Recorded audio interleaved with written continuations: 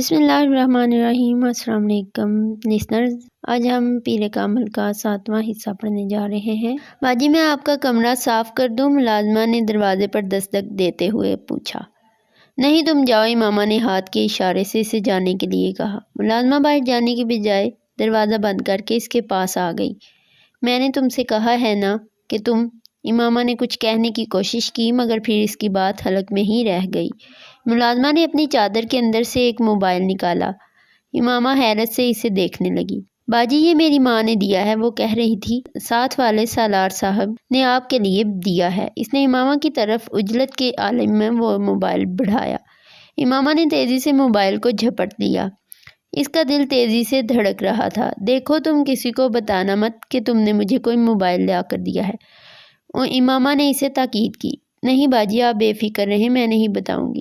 اگر آپ کو بھی کوئی چیز سالار صاحب کے لیے دینی ہو تو مجھے دے دیں۔ نہیں مجھے کچھ نہیں دینا، تم جاؤ، اس نے اپنے ہاس پر قابو پاتے ہوئے کہا۔ ملازمہ کے کمرے سے نکلتے ہی اس نے کمرے کو لاک کر لیا۔ کانپتے ہاتھوں اور دل کی بے قابو ہوتی ہوئی دھڑکنوں کے ساتھ اس نے دراز سے موبائل لیا اور اس پر جلال کا نمبر ڈائل کرنا شروع کر دیا۔ وہ اس سے تفصیل سے ساری بات بتانا چاہتی تھی۔ فون جلال کی امی نے اٹھایا۔ بیٹا جلال تو باہر گیا ہوا ہے، وہ تو رات ہی کو آئے گا، تم زینب سے بات کر لو، اسے بلا دوں؟ جلال کی امی نے کہا۔ نہیں آنٹی مجھے کچھ جلدی ہے، میں زینب سے پھر بات کر لوں گی، بس میں نے ان سے چند کتابوں کا کہا تھا، مجھے انہی کے بارے میں پوچھنا تھا، میں دوبارہ فون کر لوں گی، امامہ نے فون بند کرتے ہوئے کہا۔ امامہ نے اس دن دوپہر کو بھی کھانا نہیں کھایا، وہ صرف رات ہونے کا انتظار کر رہی تھی تاکہ جلال گھر آ جائے اور وہ اس سے دوبارہ بات کر سکے۔ شام کے وقت ملازمہ نے اسے عزت کے فون کی اطلاع دی۔ وہ جس وقت نیچے آئی اس وقت لاؤنج میں صرف وسیم بیٹھا ہوا تھا۔ وہ اسے مکمل طور پر نظر انداز کرتے ہوئے فون کی طرف چلی گئی۔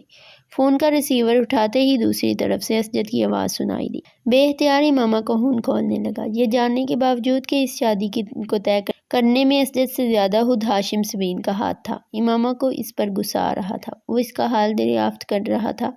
اسجد تم نے اس طرح میرے ساتھ دھوکہ کیوں کیا؟ کیسا دھوکہ امامہ؟ شادی کی تاریخ طے کرنا۔ تم نے اس سلسلے میں مجھ سے بات کیوں نہیں کی؟ وہ کھولتے ہوئے بولی۔ کیا انکل نے تم سے بات نہیں کی؟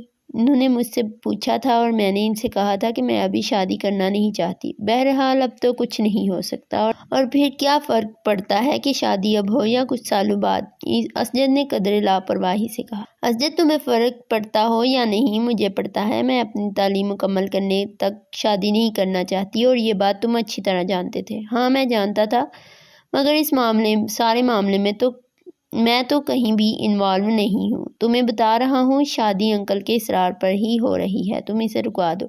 تم کیسی باتیں کر رہی ہو امامہ، میں اسے کیسے رکوا دوں؟ اسجد نے کچھ حیرانی سے کہا۔ اسجد پلیز امامہ میں ایسا نہیں کر سکتا، تم میری پوزیشن سمجھو۔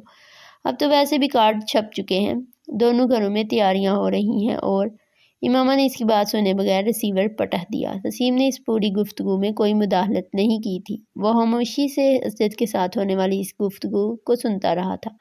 جب امامہ نے فون بند کر دیا تو وسیم نے اس سے کہا، تم خواہ ایک فضول بات پر اتنا ہنگامہ کھڑا کر رہی ہو، کل بھی تو تم نے اسجد ہی سے شادی کرنی ہے، پھر اس طرح کر کے تم خود اپنے لیے مسائل پیدا کر رہی ہو۔ بابا تم سے بہت ناراض ہے، میں نے تم سے تمہاری رائے نہیں مانگی، تم اپنے کام سے کام رکھو، جو کچھ تم میرے ساتھ کر چکے ہو وہ کافی ہے۔ امامہ اس پر گررائی اور پھر واپس کمرے میں آ گئی۔ وہ رات کو بھی اپنے کمرے سے نہیں نکلی تھی، مگر ملازم کے کھانا لانے پر اس نے کھانا کھا لیا تھا۔ رات کو 11 بجے کے قریب اس نے جلال کو فون کیا۔ فون جلال نے ہی اٹھایا تھا، شاید وہ امامہ کے فون کی توقع کر رہا تھا۔ مختصر سی تمہید کے بعد وہ اصل موضوع کی طرف آ گیا۔ امامہ میں نے ابو سے کچھ دیر پہلے بات کی ہے، اس نے امامہ سے کہا۔ پھر وہ اس کے استفسار پر چند لمحے خاموش رہا، پھر اس نے کہا، ابو اس شادی پر رضامند نہیں ہے۔ امامہ کا دل ڈوب گیا۔ مگر آپ تو کہہ رہے تھے انہیں اس شادی پر کوئی اعتراض نہیں ہوگا۔ ہاں میرا یہی خیال تھا، مگر انہیں بہت ساری باتوں پر اعتراض ہے۔ وہ سمجھتے ہیں تمہارے اور ہمارے گھرانے کے اسٹیٹس میں بہت فرق ہے، اور وہ تمہارے خاندان کے بارے میں بھی جانتے ہیں، اور انہیں سب سے بڑا اعتراض اس بات پر ہے کہ تم اپنے گھر والوں کی مرضی کے بغیر مجھ سے شادی کرنا چاہتی ہو۔ انہیں یہ خوف ہے کہ اس صورت میں تمہارے گھر والے میرے گھر والوں کو تنگ کریں گے۔ وہ ساکت بیٹھی موبائل کا کان سے لگائے اس کی آواز سنتی رہی۔ آپ نے انہیں رضامند کرنے کی کوشش نہیں کی؟ ایک لمبی خاموشی کے بعد اس نے کہا، میں نے بہت کوشش کی ہے۔ انہوں نے مجھ سے کہا ہے کہ اگر تمہارے گھر والے اس شادی پر تیار ہو جاتے ہیں تو پھر وہ بھی راضی ہو جائیں گے، اس بات کی پرواہ کیے بغیر کہ تمہارا خاندان کیا ہے۔ لیکن تمہارے گھر والوں کی مرضی کے بغیر وہ میری اور تمہاری شادی کو تسلیم نہیں کریں گے، جلال نے اس سے کہا۔ اور آپ کیا کہتے ہیں؟ امامہ، میری سمجھ میں کچھ نہیں آ رہا، جلال نے کچھ بے بسی کے عالم میں کہا۔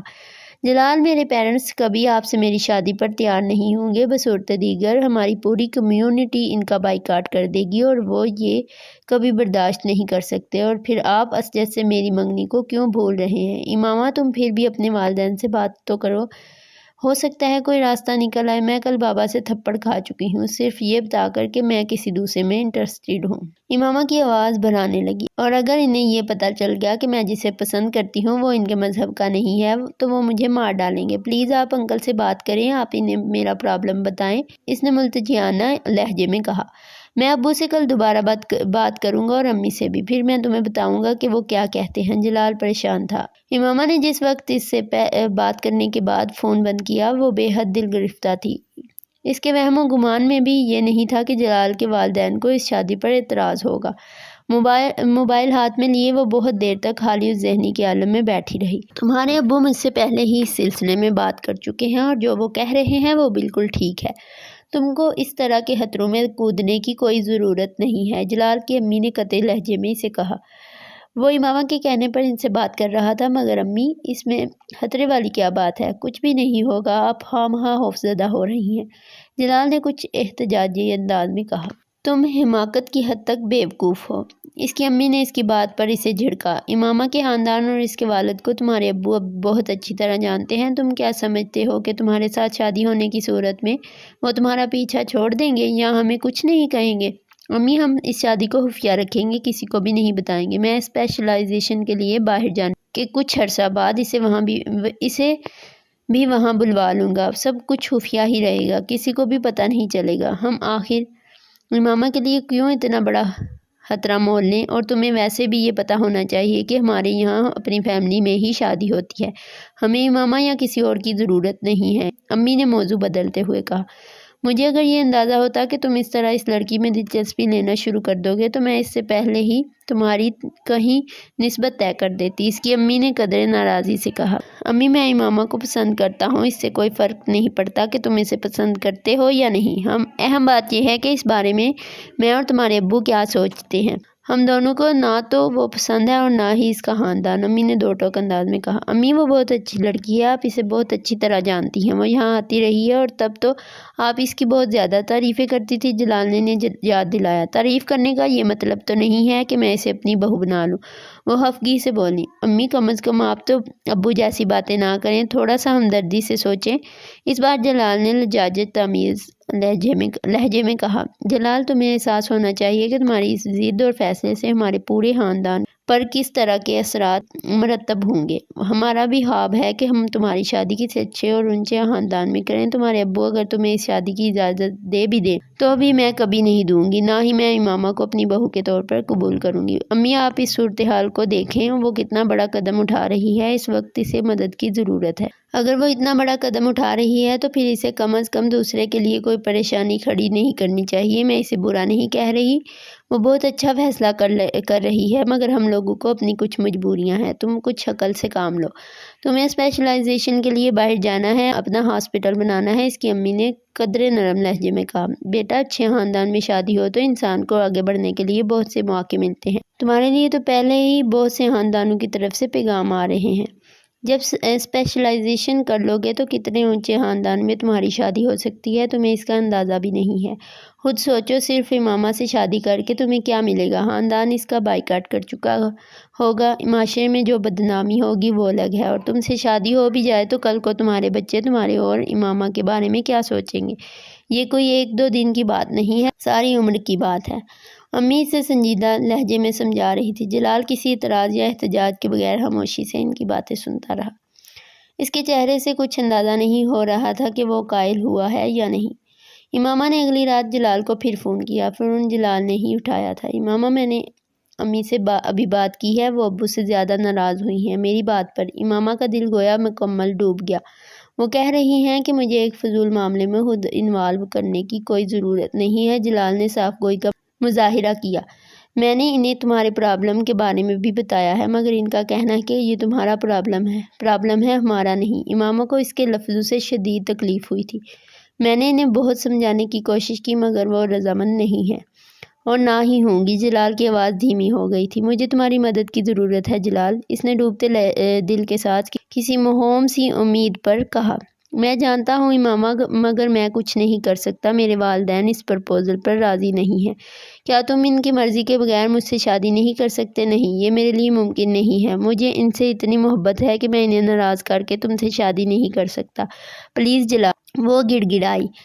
تمہارے علاوہ میرے پاس اور کوئی راستہ نہیں ہے۔ میں اپنے والدین کی نافرمانی نہیں کر سکتا، تم مجھے اس کے لیے مجبور نہ کرو۔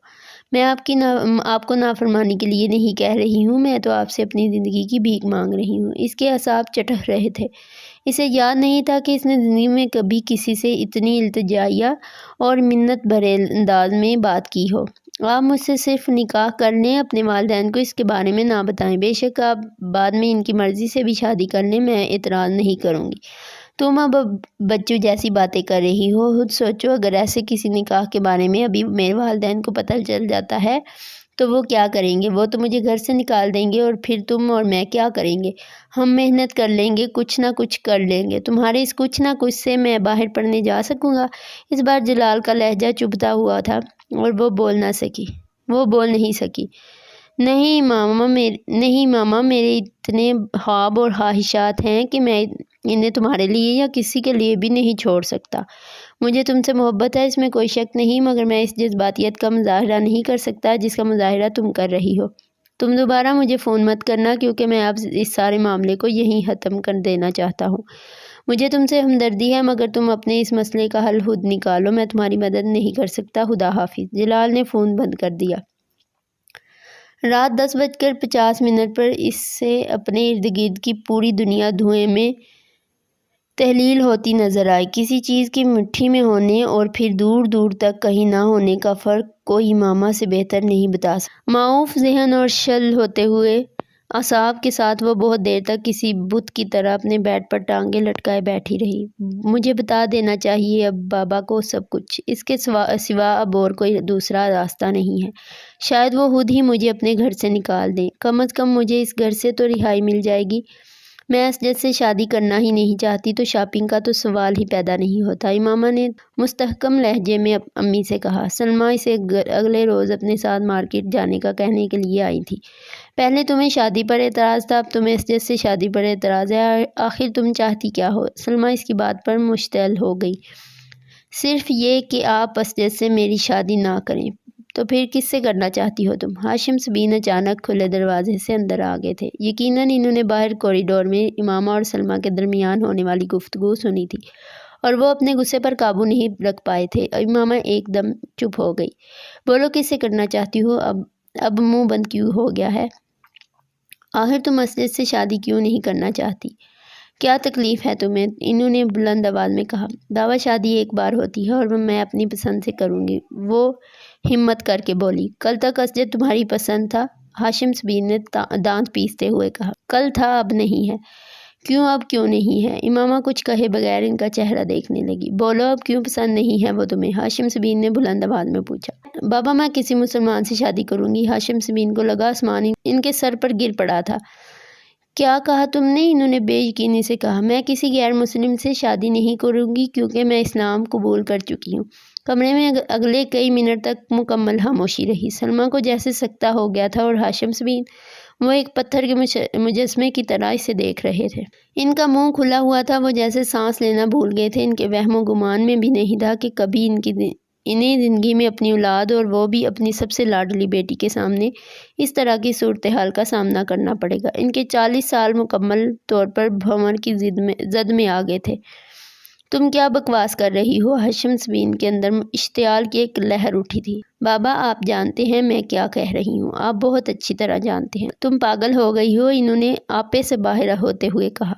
امامہ نے کچھ کہنے کی بجائے نفی میں گردن ہلائی۔ وہ ہاشم سبین کی ذہنی کیفیت کو سمجھ سکتی تھی۔ اس نے تمہیں پیدا کیا، تمہاری پرورش کی کہ تم تم ہاشم سبین کی سمجھ میں نہیں آ رہا تھا کہ وہ اس سے کیا کہیں۔ صرف اسجد سے شادی نہ کرنے کے لیے تم یہ سب کر رہی ہو، صرف اس لیے کہ تمہاری شادی اس آدمی سے کر دیں جسے تم چاہتی ہو۔ نہیں، ایسا نہیں ہے، ایسا ہی ہے، تم بیوقوف سمجھتی ہو مجھے۔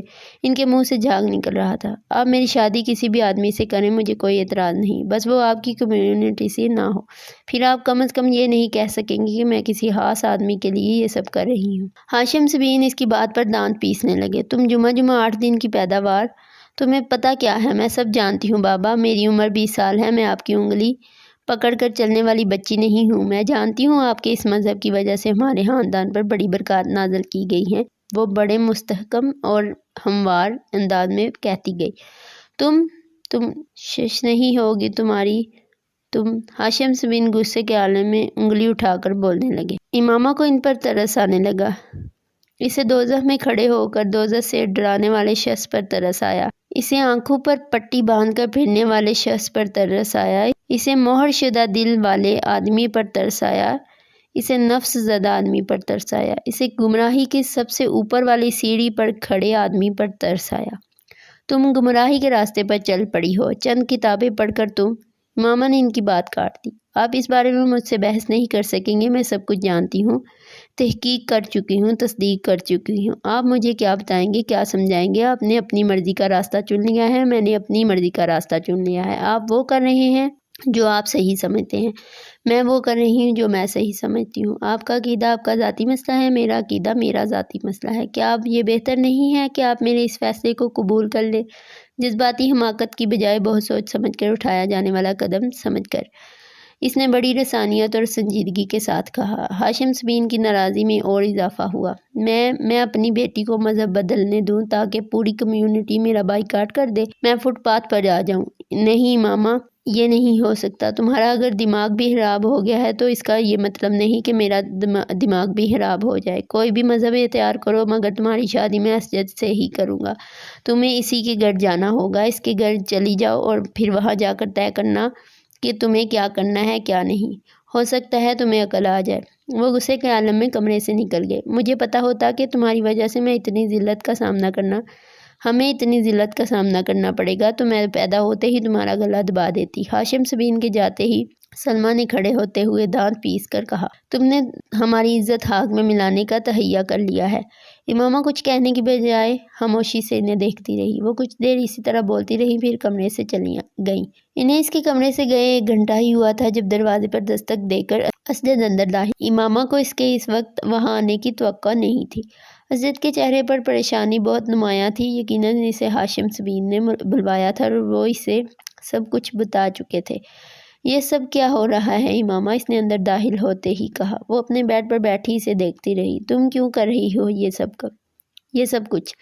اسجد، تمہیں اگر یہ بتا دیا گیا ہے کہ میں کیا کر رہی ہوں تو پھر یہ بھی بتا دیا ہوگا کہ میں کیوں کر رہی ہوں۔ تمہیں اندازہ نہیں ہے کہ تم کیا کر رہی ہو۔ وہ کرسی کھینچ کر بیٹھ گیا۔ مجھے اندازہ ہے اس عمر میں انسان جذبات میں آ کر بہت سے غلط فیصلے کر لیتا ہے۔ امامہ نے ترشی سے اس کی بات کاٹ دی۔ جذبات میں آ کر کوئی جذبات میں آ کر مذہب تبدیل کرتا ہے؟ کبھی نہیں۔ میں 4 سال سے اسلام کے بارے میں پڑھ رہی ہوں۔ 4 سال کم نہیں ہوتے۔ لوگوں کی باتوں میں آ گئی ہو تم۔ نہیں، میں کسی کی باتوں میں نہیں آئی۔ میں نے جس چیز کو غلط سمجھا اسے چھوڑ دیا اور بس۔ وہ کچھ دیر بے چارگی کی عالم میں اسے دیکھتا رہا، پھر سر جھٹکتے ہوئے اس نے کہا، ٹھیک ہے، ان سب باتوں کو چھوڑو۔ شادی پر کیوں اعتراض ہے تمہیں؟ تمہارے عقائد میں جو تبدیلی آئی ہے وہ ایک طرف، کم از کم شادی تو ہونے دو۔ میری اور تمہاری شادی جائز نہیں۔ وہ اس کی بات پر ہکا بکا رہ گیا۔ کیا میں غیر مسلم ہوں؟ ہاں تم ہو۔ انکل ٹھیک کہہ رہے تھے کہ کسی نے واقعی تمہارا برین واش کر دیا ہے، اس نے اکھڑے ہوئے لہجے میں کہا۔ پھر تم ایک ایسی لڑکی سے شادی کیوں کرنا چاہتے ہو؟ بہتر ہے تم کسی اور سے شادی کرو، اس نے ترکی بترکی کہا۔ میں نہیں چاہتا کہ تم اپنی زندگی برباد کر لو۔ وہ اس بات پر عجیب سے انداز میں ہنسی۔ زندگی برباد؟ کون سی زندگی؟ یہ زندگی جو میں تم جیسے لوگوں کے ساتھ گزار رہی ہوں جنہوں نے پیسے کے لیے اپنے مذہب کو چھوڑ دیا۔ Behave your self. تم بات کرنے کے تمام مینرز بھول چکی ہو۔ کس کے بارے میں کیا کہنا چاہیے اور کیا نہیں تم نے سرے سے ہی فراموش کر دیا ہے۔ اسجد اسے ڈانٹنے لگا۔ میں ایسے کسی شخص کا احترام نہیں کر سکتی جو لوگوں کو گمراہ کر رہا ہو، امامہ نے 2 ٹوک انداز میں کہا۔ جس عمر میں تم ہو، اس عمر میں ہر کوئی اسی طرح کنفیوز ہو جاتا ہے جس طرح تم کنفیوز ہو رہی ہو۔ جب تم اس عمر سے نکلو گی تو تمہیں احساس ہوگا کہ ہم لوگ صحیح تھے یا غلط۔ اسجد نے ایک بار پھر اسے سمجھانے کی کوشش کی۔ اگر تم لوگوں کو یہ لگتا ہے کہ میں غلط ہوں تب بھی تم لوگ مجھے چھوڑ کیوں نہیں دیتے؟ اس طرح مجھے گھر میں قید کر کے کیوں رکھا ہوا ہے؟ اگر تم لوگوں کو اپنے مذہب کی صداقت پر اتنا یقین ہے تو مجھے اس گھر سے چلے جانے دو، حقیقت کو جانچنے دو۔ اگر کوئی اپنے آپ کو نقصان پہنچانے پر تل جائے تو اسے اکیلا نہیں چھوڑا جا سکتا، اور وہ بھی ایک لڑکی کو۔ امامہ، تم اس مسئلے کی نزاکت اور اہمیت کو سمجھو۔ اپنی فیملی کا خیال کرو۔ تمہاری وجہ سے داؤ پر لگ گیا ہے، میری وجہ سے کچھ بھی داؤ پر نہیں لگا، کچھ بھی نہیں۔ اور اگر کچھ داؤ پر لگا بھی ہے تو میں اس کی پرواہ کیوں کروں؟ میں تم لوگوں کے لیے دوزخ میں کیوں جاؤں؟ صرف خاندان کے نام کی خاطر اپنا ایمان کیوں گنواؤں؟ نہیں اسجد، میں تم لوگوں کے ساتھ گمراہی کے اس راستے پر نہیں چل سکتی۔ مجھے وہ کرنے دو جو میں کرنا چاہتی ہوں، اس نے قطعی لہجے میں کہا۔ مجھ سے اگر تم نے زبردستی شادی کر بھی لی تو بھی تمہیں اس سے کوئی فائدہ نہیں ہوگا۔ میں تمہاری بیوی نہیں بنوں گی، میں تم سے وفا نہیں کروں گی۔ مجھے جب بھی موقع ملے گا میں بھاگ جاؤں گی۔ تم آخر کتنے سال مجھے اس طرح قید کر کے رکھ سکو گے؟ کتنے سال مجھ پر پہرے بٹھاؤ گے؟ مجھے صرف چند لمحے چاہیے ہوں گے تمہارے گھر، تمہاری قید سے بھاگ جانے کے لیے، اور میں تمہارے بچوں کو بھی ساتھ لے جاؤں گی۔ تم ساری عمر انہیں دوبارہ دیکھ نہیں سکو گے۔ وہ اسے مستقبل کا نقشہ دکھا کر خوفزدہ کرنے کی کوشش کر رہی تھی۔ اور اگر میں تمہاری جگہ پر ہوتی تو میں کبھی امامہ ہاشم جیسی لڑکی سے شادی نہ کروں۔ یہ سراسر خسارے کا سودا ہوگا، حماقت اور بے وقوفی کی انتہا ہوگی۔ تم اب بھی سوچ لو، اب بھی پیچھے ہٹ جاؤ۔ تمہارے سامنے تمہاری زندگی پڑی ہے، تم کسی بھی لڑکی سے شادی کر کے پرسکون زندگی گزار سکتے ہو، کسی پریشانی، کسی بے سکونی کے بغیر، مگر میرے ساتھ نہیں۔ میں تمہارے لیے بدترین بیوی ثابت ہوں گی۔ تم اس سارے معاملے سے الگ ہو جاؤ، شادی سے انکار کر دو، انکل اعظم سے کہہ دو کہ تم مجھ سے شادی کرنا نہیں چاہتے، یا کچھ عرصے کے لیے گھر سے غائب ہو جاؤ۔ جب تمام معاملہ ختم ہو جائے تو پھر آ جانا۔ تم مجھے اس طرح کے احمقانہ مشورے مت دو۔ میں کسی بھی قیمت پر تم سے دستبردار نہیں ہو سکتا، کسی بھی قیمت پر۔ نہ میں انکار کروں گا، نہ اس معاملے سے الگ ہوں گا، نہ ہی گھر سے کہیں جاؤں گا۔ میں تم سے ہی شادی کروں گا امامہ۔ اب یہ ہمارے خاندان کی عزت اور ساکھ کا معاملہ ہے۔ یہ شادی نہ ہونے اور تمہارے گھر سے چلے جانے سے ہمارے پورے خاندان کو جتنا نقصان اٹھانا پڑے گا اس کا تمہیں بالکل اندازہ نہیں، ورنہ تم مجھے کبھی یہ مشورہ نہ دیتی۔ جہاں تک بری بیوی ثابت ہونے یا گھر سے بھاگ جانے کا تعلق ہے تو یہ سب بات کا مسئلہ ہے۔ میں تمہیں بہت اچھی طرح جانتا ہوں، تم اس طرح کے ٹیمپرامنٹ کی مالک نہیں ہو کہ دوسروں کو بے جا پریشان کرتی رہو، اور وہ بھی مجھے جس سے تمہیں محبت ہے۔ اسجد بڑے اطمینان سے کہہ رہا تھا۔ تمہیں غلط فہمی ہے، مجھے کبھی بھی تم سے محبت نہیں رہی، کبھی بھی۔ میں ذہنی طور پر تمہارے ساتھ اپنے تعلق اور رشتے کو اس وقت سے ذہن سے نکال چکی ہوں جب میں نے اپنا مذہب چھوڑا تھا۔ تم میری زندگی میں اب کہیں نہیں ہو، کہیں بھی نہیں۔ اگر میں اپنے گھر والوں کے لیے مسائل کھڑے کر سکتی ہوں تو کل تمہارے لیے کتنے مسائل کھڑے کروں گی، تمہیں اس کا احساس ہونا چاہیے۔ اس غلط فہمی سے باہر نکل آنا چاہیے۔ ہم دونوں کبھی بھی اکٹھے نہیں ہو سکتے۔ میں تم لوگوں کے خاندان کا حصہ کبھی نہیں بنوں گی۔ نہیں اسجد، تمہارے اور میرے درمیان بہت فاصلے ہیں، اتنا فاصلہ کہ میں تمہیں دیکھ تک نہیں سکتی، اور میں اس فاصلے کو کبھی ختم نہیں ہونے دوں گی۔ میں کبھی بھی تم سے شادی کے لیے تیار نہیں ہوں گی۔ اسجد بدلتی ہوئی رنگت کے ساتھ اس کا چہرہ دیکھتا رہا۔ کیا تم میرا ایک کام کر سکتے ہو؟ تمہارا کیا خیال ہے؟ اب تک میں اس کے علاوہ کیا کر رہا ہوں؟ سالار نے پوچھا۔ دوسری طرف کچھ دیر خاموشی رہی، پھر اس نے کہا، کیا تم لاہور جا کر جلال سے مل سکتے ہو؟ سالار نے ایک لمحہ کے لیے اپنی آنکھیں بند کی۔ کس لیے؟ اسے ماما کی آواز بہت بھاری لگ رہی تھی، یوں جیسے اسے فلو تھا۔ پھر اچانک اس کو خیال آیا کہ وہ یقیناً روتی رہی ہوگی، یہ اسی کا اثر تھا۔ تم میری طرف سے اسے ریکویسٹ کرو کہ وہ مجھ سے شادی کر لے، ہمیشہ کے لیے نہیں تو کچھ دنوں کے لیے ہی۔ میں اس گھر سے نکلنا چاہتی ہوں، اور میں کسی کی مدد کے بغیر یہاں سے نہیں نکل سکتی۔ بس وہ مجھ سے نکاح کر لے۔ تمہارا تو اس سے فون پر رابطہ ہے، تو پھر تم یہ سب خود سے فون پر کیوں نہیں کہہ دیتی؟ سالار نے چپس کھاتے ہوئے بڑے اطمینان سے اسے مشورہ دیا۔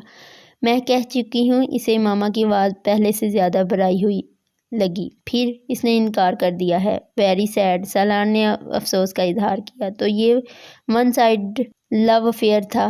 اس نے کچھ تجسس کے عالم میں پوچھا۔ نہیں، تو پھر اس نے انکار کیوں کر دیا؟ تم یہ جان کر کیا کرو گے؟ وہ کچھ چڑ کر بولی۔ سالار نے ایک اور چپس اپنے منہ میں ڈالا۔ میرے وہاں جا کر اس سے بات کرنے سے کیا ہوگا؟ بہتر ہے تم ہی دوبارہ اس سے بات کر لو۔ وہ مجھ سے بات نہیں کر رہا، وہ فون نہیں اٹھاتا، ہاسپٹل میں بھی کوئی اسے فون پر نہیں بلا رہا، وہ جان بوجھ کر کترا رہا ہے، امامہ نے کہا۔ تو پھر تم اس کے پیچھے کیوں پڑی ہو؟ جانے دو اسے، وہ تم سے محبت نہیں کرتا، تم یہ سب کچھ نہیں سمجھ سکتے، تم صرف میری مدد کرو، ایک بار جا کر اسے میری صورتحال کے بارے میں بتاؤ۔ وہ میرے ساتھ اس طرح نہیں کر سکتا، اور اگر اس نے مجھ سے بات کرنے سے انکار کر دیا تو پھر بھی تم اس سے بات کرنا، شاید کوئی صورت نکل آئے، میرا مسئلہ حل ہو جائے۔ سالار کے چہرے پر ایک مسکراہٹ نمودار ہوئی، اسے امامہ کے حال پر ہنسی آ رہی تھی۔ فون بند کرنے کے بعد چپس کھاتے ہوئے بھی وہ اس سارے معاملے کے بارے میں سوچتا رہا۔ ہر گزرتے دن کے ساتھ وہ اس سارے معاملے میں زیادہ سے زیادہ انوالو ہوتا جا رہا تھا۔ یہ اسے اپنی زندگی کا سب سے بڑا ایڈونچر محسوس ہو رہا تھا۔ پہلے امامہ تک فون پہنچانا اور اب جلال سے رابطہ۔ امامہ کا بوائے فرینڈ، اس نے چپس کھاتے ہوئے زیر لب دہرایا۔ امامہ نے اسے اس کے ہاسپٹل اور گھر کے تمام کوائف سے آگاہ کر دیا تھا، اور اب وہ سوچ رہا تھا کہ اسے جلال انصر سے مل کر کیا کہنا ہے۔ سالار نے اس شخص کو اوپر سے نیچے تک دیکھا اور وہ خاصا مایوس ہوا۔ سامنے کھڑا لڑکا بڑی عام سی شکل و صورت کا تھا۔ سالار کے لمبے قد اور خوبصورت جسم نے اسے صنف مخالف کے لیے کسی حد تک پرکشش بنا دیا تھا، مگر سامنے کھڑا ہوا وہ شخص ان دونوں چیزوں سے محروم تھا۔ وہ نارمل قد و قامت کا مالک تھا، اس کے چہرے پر داڑھی نہ ہوتی تو وہ پھر بھی قدرے بہتر نظر آتا۔ سالار سکندر کو جلال انصر سے مل کر مایوسی ہوئی تھی۔ امامہ اب اسے پہلے سے زیادہ بیوقوف لگی۔ میں جلال انصر ہوں، آپ ملنا چاہتے ہیں مجھ سے؟ میرا نام سالار سکندر ہے۔ سالار نے اپنا ہاتھ اس کی طرف بڑھایا۔ معاف کیجیے گا مگر میں نے آپ کو پہچانا نہیں۔ ظاہر ہے آپ پہچان بھی کیسے سکتے ہیں، میں پہلی بار آپ سے مل رہا ہوں۔ سالار اس وقت جلال کے ہاسپٹل میں اسے ڈھونڈتے ہوئے آیا۔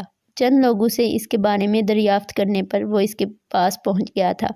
اس وقت وہ ڈیوٹی روم کے باہر کھڑے تھے۔ ہم کہیں بیٹھ کر بات کر سکتے ہیں؟ جلال اب کچھ حیران نظر آیا۔ بیٹھ کر بات؟ مگر کس سلسلے میں؟ امامہ کے سلسلے میں۔ جلال کے چہرے کا رنگ بدل گیا۔ آپ کون ہیں؟ میں اس کا دوست ہوں۔ جلال کے چہرے کا رنگ ایک بار پھر بدل گیا۔ وہ چپ چاپ ایک طرف چلنے لگا۔ سالار اس کے ساتھ تھا۔ پارکنگ میں میری گاڑی کھڑی ہے، وہاں چلتے ہیں، سالار نے کہا۔ گاڑی تک پہنچنے اور اس کے اندر بیٹھنے تک دونوں کے درمیان کوئی بات نہیں ہوئی۔ میں اسلام آباد سے آیا ہوں، سالار نے کہنا شروع کیا۔ امامہ چاہتی تھی کہ میں آپ سے بات کروں۔ امامہ نے کبھی مجھ سے آپ کا ذکر نہیں کیا، جلال نے کچھ عجیب سے انداز میں کہا۔ آپ امامہ کو کب سے جانتے ہیں؟ تقریباً بچپن سے۔ ہم دونوں کے گھر ساتھ ہیں، بڑی گہری دوستی ہے ہماری۔ سالار نہیں جانتا تھا اس نے آخری جملہ کیوں کہا۔ شاید یہ جلال کے چہرے کے بدلتے ہوئے رنگ تھے جن سے وہ کچھ اور محظوظ ہونا چاہتا تھا۔ وہ جلال کے چہرے پر نمودار ہونے والی ناپسندیدگی دیکھ چکا تھا۔ امامہ سے میری بہت تفصیلی بات ہو چکی ہے۔ اتنی تفصیلی بات کے بعد اور کیا بات ہو سکتی ہے؟ جلال نے سپاٹ لہجے میں کہا۔ امامہ چاہتی ہے کہ آپ اس سے شادی کر لیں، سالار نے جیسے نیوز بلیٹن پڑھتے ہوئے کہا۔ میں اپنا جواب اسے بتا چکا ہوں۔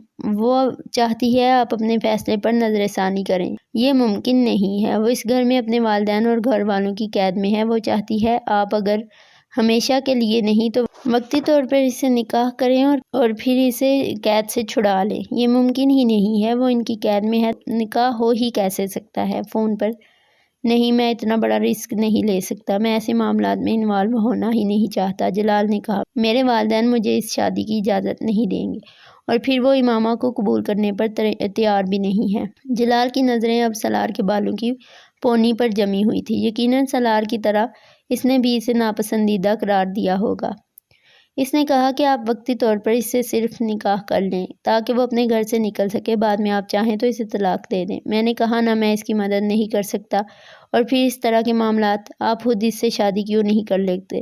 اگر وقتی شادی کی بات ہے تو آپ کر لیں، آخر آپ اس کے دوست ہیں۔ جلال نے کچھ چبھتے ہوئے انداز میں سالار سے کہا۔ آپ اسلام آباد سے لاہور اس کی مدد کے لیے آ سکتے ہیں تو پھر یہ کام بھی کر سکتے ہیں۔ اس نے مجھ سے شادی کا نہیں کہا، اس لیے میں نے اس بارے میں نہیں سوچا، سالار نے کندھے جھٹکتے ہوئے بے تاثر لہجے میں کہا۔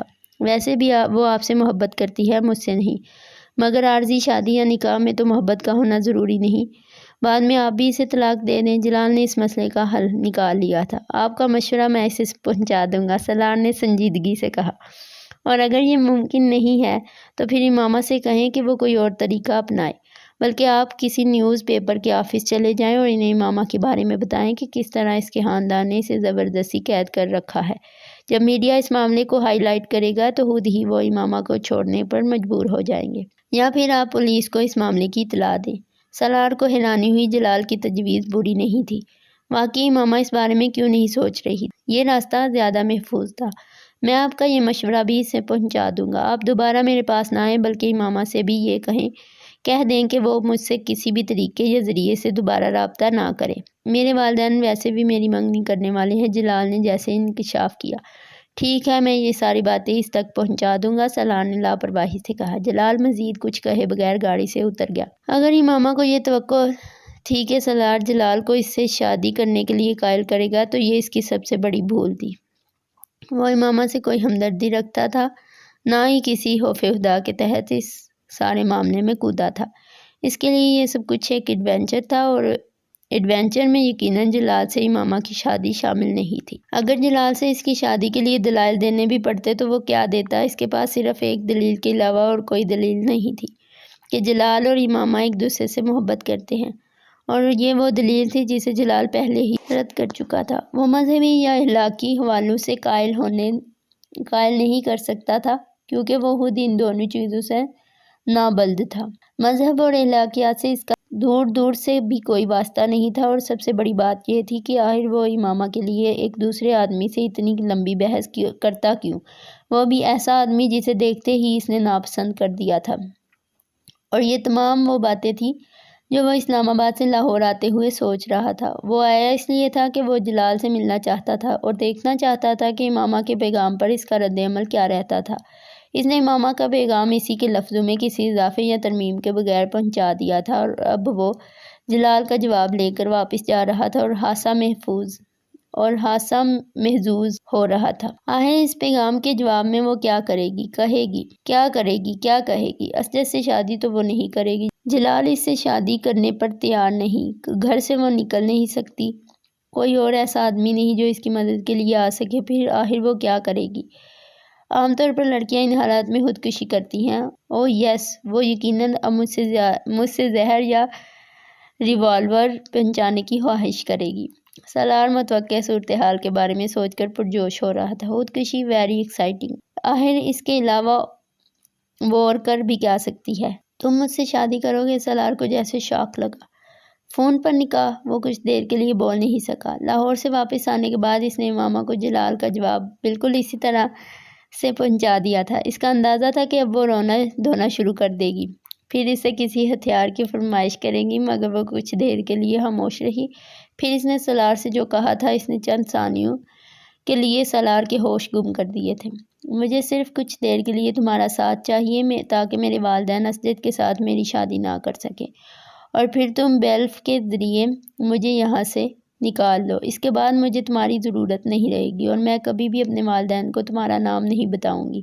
وہ اب کہہ رہی تھی، اوکے کر لیتا ہوں، مگر یہ بیلف والا کام تھوڑا مشکل ہے، اس میں بہت سی لیگلٹیز انوالو ہو جاتی ہیں۔ وکیل کو ہائر کرنا، اور امامہ نے دوسری طرف سے اس کی بات کاٹ دی۔ تم اپنے فرینڈز سے اس سلسلے میں مدد لے سکتے ہو، تمہارے فرینڈز تو اس طرح کے کاموں میں ماہر ہوں گے۔ سالار کے ماتھے پر کچھ بل نمودار ہوئے۔ کس طرح کے کاموں میں؟ اسی طرح کے کاموں میں۔ تم کیسے جانتی ہو؟ وسیم نے مجھے بتایا تھا کہ تمہاری کمپنی اچھی نہیں ہے۔ امامہ کے منہ سے بے اختیار نکلا، اور پھر وہ خاموش ہو گئی۔ یہ جملہ مناسب نہیں تھا۔ میری کمپنی بہت اچھی ہے، کم از کم جلال انصر کی کمپنی سے بہتر ہے، سالار نے چبھتے ہوئے لہجے میں کہا۔ وہ اس بار بھی خاموش رہی۔ بہرحال میں دیکھتا ہوں میں اس سلسلے میں کیا کر سکتا ہوں۔ سالار کچھ دیر اس کے جواب کا انتظار کرنے کے بعد بولا، مگر تمہیں یہ بات ضرور یاد رکھنی چاہیے کہ یہ کام بہت رسکی ہے۔ میں جانتی ہوں، مگر ہو سکتا ہے میرے والدین صرف یہ پتہ چلنے پر ہی مجھے گھر سے نکال دیں کہ میں شادی کر چکی ہوں، اور مجھے بیلف کی مدد لینی نہ پڑے، یا ہو سکتا ہے وہ میری شادی کو قبول کر لیں، اور پھر میں تم سے طلاق لے کر جلال سے شادی کر سکوں۔ سالار نے سر کو قدرے افسوس کے عالم میں جھٹکا۔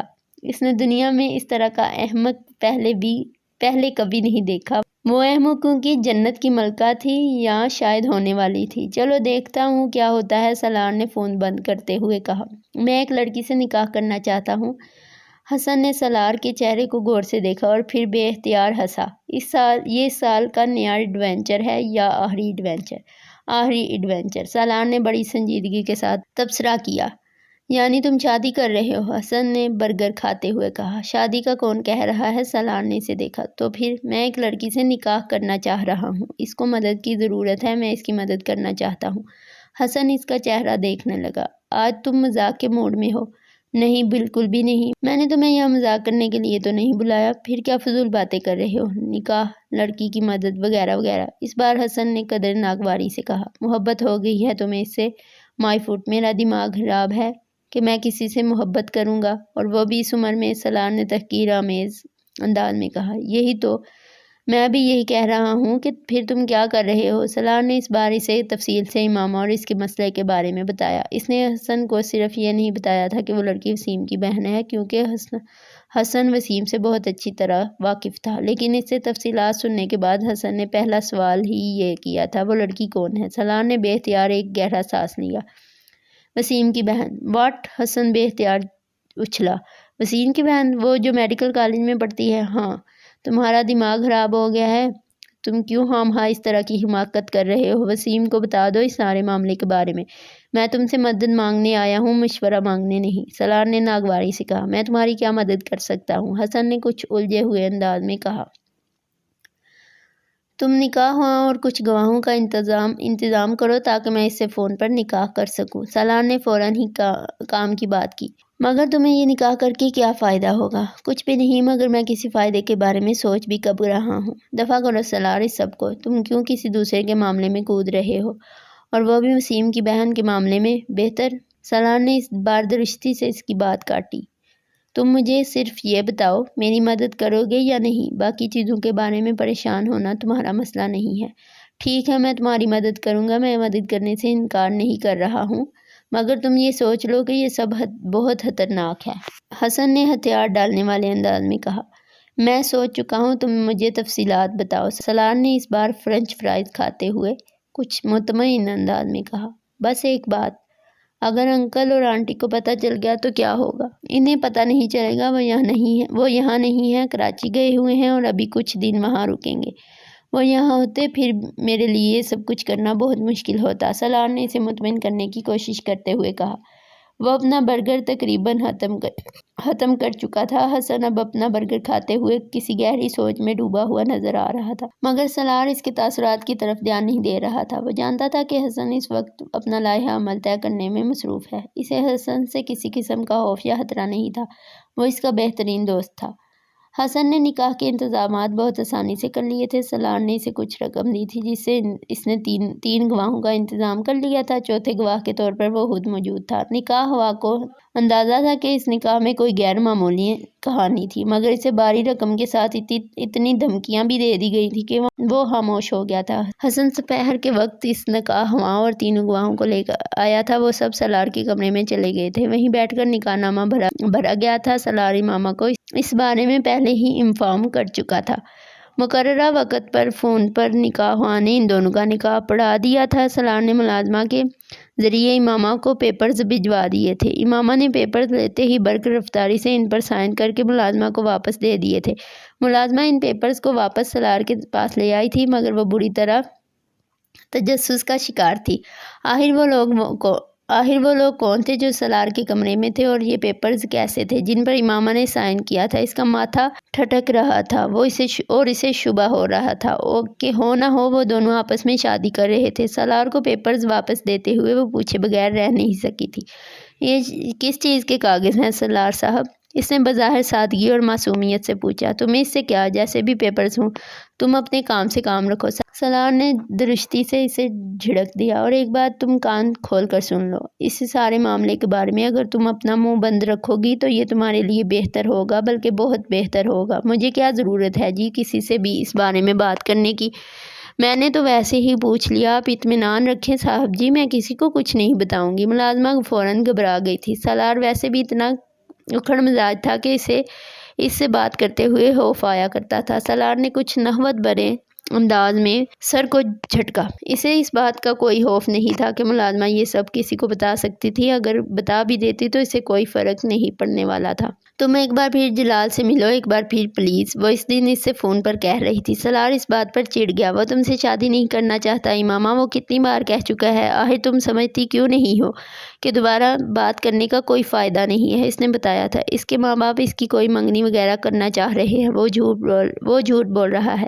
امامہ نے بے اختیار اس کی بات کاٹ دی، صرف اس لیے کہ میں اس سے دوبارہ کانٹیکٹ نہ کروں، ورنہ اس کے پیرنٹس اتنی جلدی اس کی منگنی کر ہی نہیں سکتے۔ تو جب وہ نہیں چاہتا تم سے شادی کرنا اور کانٹیکٹ کرنا تو تم کیوں خوار ہو رہی ہو اس کے پیچھے؟ کیونکہ میری قسمت میں خواری ہے، اس نے دوسری طرف سے بھرائی ہوئی آواز میں کہا۔ اس کا کیا مطلب ہوا؟ بول جا۔ کوئی مطلب نہیں ہے، نہ تم سمجھ سکتے ہو، تم بس اسے جا کر کہو کہ میری مدد کرے۔ وہ حضرت محمد صلی اللہ علیہ وسلم سے اتنی محبت کرتا ہے، اس سے کہو کہ وہ آپ صلی اللہ علیہ وسلم کے لیے ہی مجھ سے شادی کر لے۔ وہ بات کرتے کرتے پھوٹ پھوٹ کر رونے لگی۔ یہ کیا بات ہوئی؟ وہ اس کے آنسو سے متاثر ہوئے بغیر بولا۔ کیا یہ بات کہنے سے وہ تم سے شادی کر لے گا؟ امامہ نے جواب نہیں دیا، وہ ہچکیوں سے رو رہی تھی۔ وہ بیزار ہو گیا۔ تم یا تو رو لو یا پھر مجھ سے بات کر لو۔ دوسری طرف سے فون بند کر دیا گیا۔ سالار نے فوراً کال کی، کال ریسیو نہیں کی گئی۔ 15-20 منٹ کے بعد امامہ نے اسے دوبارہ کال کی۔ اگر تم یہ وعدہ کرتی ہو کہ تم رو گی نہیں تو مجھ سے بات کرو، ورنہ فون بند کر دو۔ سالار نے اس کی آواز سنتے ہی کہا۔ پھر تم لاہور جا رہے ہو؟ اس کے سوال کا جواب دینے کی بجائے اس نے اس سے پوچھا۔ سالار کو اس کی مستقل مزاجی پر حیرانی ہوئی۔ وہ واقعی ڈھیٹ تھی، وہ بھی اپنی ہی بات پر اٹکی ہوئی تھی۔ اچھا میں چلا جاؤں گا، تم نے اپنے گھر والوں کو شادی کے بارے میں بتایا ہے؟ سالار نے موضوع بدلتے ہوئے کہا۔ نہیں، ابھی نہیں بتایا۔ وہ اب خود پر قابو پا چکی تھی۔ کب بتاؤ گی؟ سالار کو جیسے ڈرامے کے اگلے سین کا انتظار تھا۔ پتہ نہیں، وہ کچھ سلجھی۔ تم کب لاہور جاؤ گے؟ بس جلد ہی چلا جاؤں گا، ابھی یہاں مجھے کچھ کام ہے، ورنہ فوراً ہی چلا جاتا۔ اس بار سالار نے جھوٹ بولا تھا، نہ تو اسے کوئی کام تھا اور نہ ہی وہ اس بار لاہور جانے کا ارادہ رکھتا تھا۔ جب تم بیلف کے ذریعے اپنے گھر سے نکل آؤ گی تو اس کے بعد تم کیا کرو گی؟ کہاں جاؤ گی؟ سالار نے ایک بار پھر اسے موضوع سے ہٹاتے ہوئے کہا۔ اس صورت میں جب جلال بھی تمہاری مدد کرنے پر تیار نہ ہوا تو میں ابھی ایسا کچھ فرض نہیں کر رہی، وہ ضرور میری مدد کرے گا، امامہ نے اس کی بات کاٹتے ہوئے پرزور انداز میں کہا۔ سالار نے کندھے اچکائے۔ تم کچھ بھی فرض کرنے کو تیار نہیں ہو، ورنہ میں تم سے ضرور کہتا کہ شاید وہ نہ ہو جو تم چاہتی ہو، پھر تم کیا کرو گی؟ تمہیں دوبارہ اپنے پیرنٹس کی مدد کی ضرورت پڑے گی، تو زیادہ بہتر یہی ہے کہ تم ابھی یہاں سے نہ جانے کا سوچو، نہ ہی بیلف اور کورٹ کی مدد لو، بعد میں بھی تو تمہیں یہاں ہی آنا پڑے گا۔ میں دوبارہ کبھی یہاں نہیں آؤں گی، کسی صورت میں نہیں۔ یہ جذباتیت ہے، سالار نے تبصرہ کیا۔ تم ان چیزوں کو نہیں سمجھ سکتے، امامہ نے ہمیشہ کی طرح اپنا محسوس جملہ دہرایا۔ سالار کچھ جذبز ہوا۔ اوکے، کرو جو کرنا چاہتی ہو، اس نے لاپرواہی سے کہہ کر فون بند کر دیا۔ کل شام کو ہم لوگ اسجد کے ساتھ تمہارا نکاح کر رہے ہیں، تمہاری رخصتی بھی ساتھ ہی کر دیں گے، ہاشم سبین نے رات کو اس کے کمرے میں آ کر کھڑے لہجے میں کہا۔ بابا میں انکار کر دوں گی، آپ کے لیے بہتر ہے آپ اس طرح زبردستی میری شادی نہ کریں۔ تم انکار کرو گی تو میں تمہیں اسی وقت شوٹ کر دوں گا، یہ بات تم یاد رکھنا۔ وہ سر اٹھائے انہیں دیکھتی رہی۔ بابا میں شادی کر چکی ہوں۔ ہاشم سبین کے چہرے کا رنگ اڑ گیا۔ میں اس لیے اس شادی سے انکار کر رہی تھی۔ تم جھوٹ بول رہی ہو۔ نہیں، میں جھوٹ نہیں بول رہی ہوں، میں 6 ماہ پہلے شادی کر چکی ہوں۔ کس کے ساتھ؟ میں یہ آپ کو نہیں بتا سکتی۔ ہاشم سبین کو اندازہ نہیں تھا کہ وہ اس اولاد کے ہاتھوں اتنا خوار ہوں گے۔ آگ بگولا ہو کر وہ امامہ پر لپکے اور انہوں نے یکے بعد دیگرے اس کے چہرے پر تھپڑ مارنے شروع کر دیے۔ وہ چہرے کے سامنے دونوں ہاتھ کرتے ہوئے خود کو بچانے کی کوشش کرنے لگی، مگر وہ اس میں بری طرح ناکام رہی۔ کمرے میں ہونے والا شور سن کر وسیم سب سے پہلے وہاں آیا تھا اور اسی نے وہ ہاشم سبین کو پکڑ کر زبردستی امامہ سے دور کیا۔ وہ دیوار کے ساتھ پشت ٹکائے روتی رہی۔ بابا آپ کیا کر رہے ہیں؟ سارا معاملہ آرام سے حل کیا جا سکتا ہے۔ وسیم کے پیچھے گھر کے باقی لوگ بھی اندر چلے آئے تھے۔ اس نے شادی کر لی ہے کسی سے، ہاشم سبین نے غم و غصہ کے عالم میں کہا۔ بابا جھوٹ بول رہی ہے، شادی کیسے کر سکتی ہے؟ ایک بار بھی گھر سے نہیں نکلی۔ یہ وسیم تھا۔ 6 ماہ پہلے شادی کر لی ہے اس نے۔ امامہ نے سر نہیں اٹھایا۔ نہیں، میں نہیں مانتا، ایسا نہیں ہو سکتا، یہ ایسا کر ہی نہیں سکتی۔ وسیم اس کی رگ رگ سے واقف تھا۔ امامہ نے دھندلائی آنکھوں کے ساتھ اسے دیکھا اور کہا، ایسا ہو چکا ہے، کیا ثبوت ہے؟ نکاح نامہ ہے تمہارے پاس؟ وسیم نے اکھڑ لہجے میں کہا۔ یہاں نہیں ہے، لاہور میں ہے، میرے سامان میں۔ بابا میں کل لاہور سے اس کا سامان لے آتا ہوں، دیکھ لیتے ہیں۔ وسیم نے ہاشم سبین سے کہا۔ امامہ بے اختیار پچھتائی، آسمان سے کیا مل سکتا تھا، شادی کر بھی لی تو کوئی بات نہیں، طلاق دلوا کر تمہاری شادی اسجد سے کرواؤں گا، اور اس آدمی نے طلاق نہ دی تو پھر اسے قتل کروا دوں گا، ہاشم سبین نے سرخ چہرے کے ساتھ وہاں سے جاتے ہوئے کہا۔ کمرہ آہستہ آہستہ خالی ہو گیا۔ وہ اپنے بیڈ پر بیٹھ گئی۔ اسے پہلی بار احساس ہو رہا تھا کہ جال میں پھنسنے کے بعد کے احساسات کیا ہوتے ہیں۔ یہ ایک اتفاق تھا کہ نکاح نامے کی کاپی سالار نے اس کو نہیں بھجوائی تھی۔ اگر اس کے پاس ہوتی بھی تو تب بھی وہ اسے ہاشم سبین کو نہیں دے سکتی تھی، ورنہ سالار سکندر کا نام نکاح نامے پر دیکھنے کے بعد ان کے لیے اس تک پہنچنا اور اس سے چھٹکارا حاصل کرنا منٹو کا کام تھا، اور اس کے سامان سے نکاح نامہ نہیں ملے گا تو اس بیان پر کسی کو یقین نہ آ سکتا کہ وہ نکاح کر چکی تھی۔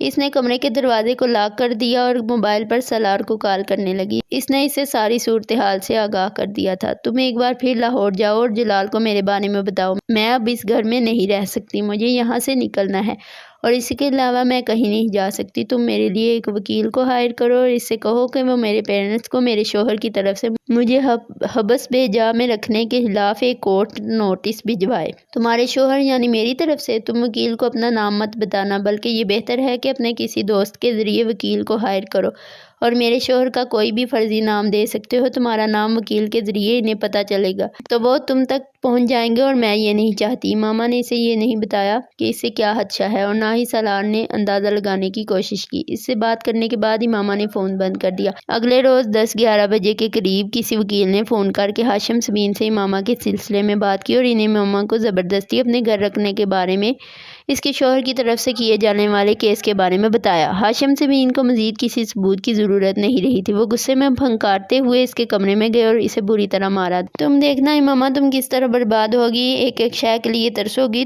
جو لڑکیاں تمہاری طرح اپنے ماں باپ کی عزت کو نیلام کرتی ہیں، ان کے ساتھ یہی ہوتا ہے۔ تم ہمیں کورٹ تک لے گئی ہو، تم نے وہ سارے احسان فراموش کر دیے ہیں جو ہم نے تم پر کیے۔ تمہارے جیسی بیٹیوں کو واقعی پیدا ہوتے ہی دفن کر دینا چاہیے۔ وہ بڑی خاموشی سے پٹتی رہی۔ اپنے باپ کی کیفیات کو سمجھ سکتی تھی، مگر وہ اپنی کیفیات اور اپنے احساسات انہیں نہیں سمجھا سکتی تھی۔ تم نے ہمیں کسی کو منہ دکھانے کے قابل نہیں چھوڑا، کسی کو نہیں۔ ہمیں زندہ درگور کر دیا ہے تم نے۔ سلمیٰ اس کے پیچھے کمرے میں داخل ہوئی تھی، مگر انہوں نے ہاشم سبین کو روکنے کی کوشش نہیں کی۔ وہ خود بھی بری طرح مشتعل تھی۔ وہ جانتی تھی کہ امامہ کا یہ قدم کس طرح ان کے پورے خاندان کو متاثر کرنے والا تھا، اور خاص طور پر ان کے شوہر کو۔ تم نے ہمارے اعتماد کا خون کیا ہے۔ کاش تم میری اولاد نہ ہوتی، کبھی میرے خاندان میں پیدا نہ ہوئی ہوتی۔ پیدا ہو ہی گئی تھی تو تب ہی مر جاتی، یا میں ہی تمہیں مار دیتا۔ امامہ آج ان کی باتوں اور پٹائی پر نہیں روئی تھی۔ اس نے مدافعت کی کوئی کوشش نہیں کی تھی۔ وہ صرف خاموشی کے ساتھ پٹتی رہی۔ پھر ہاشم سبین احمد جیسے تھک سے گئے اور اسے مارتے مارتے رک گئے۔ ان کا سانس پھول گیا تھا۔ وہ بالکل خاموشی سے ان کے سامنے دیوار کے ساتھ لگی کھڑی تھی۔ تمہارے پاس ابھی بھی وقت ہے، سب کچھ چھوڑ دو، اس لڑکے سے طلاق لے لو اور اسجد سے شادی کر لو۔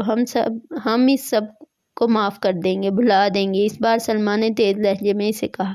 نہیں، میں واپس آنے کے لیے اسلام قبول نہیں کیا، مجھے واپس نہیں آنا، امامہ نے مدھم مگر مستحکم آواز میں کہا۔ اب مجھے اس گھر سے چلے جانے دیں، مجھے آزاد کر دیں۔ اس گھر سے نکل جاؤ گی تو دنیا تمہیں بہت ٹھوکریں مارے گی۔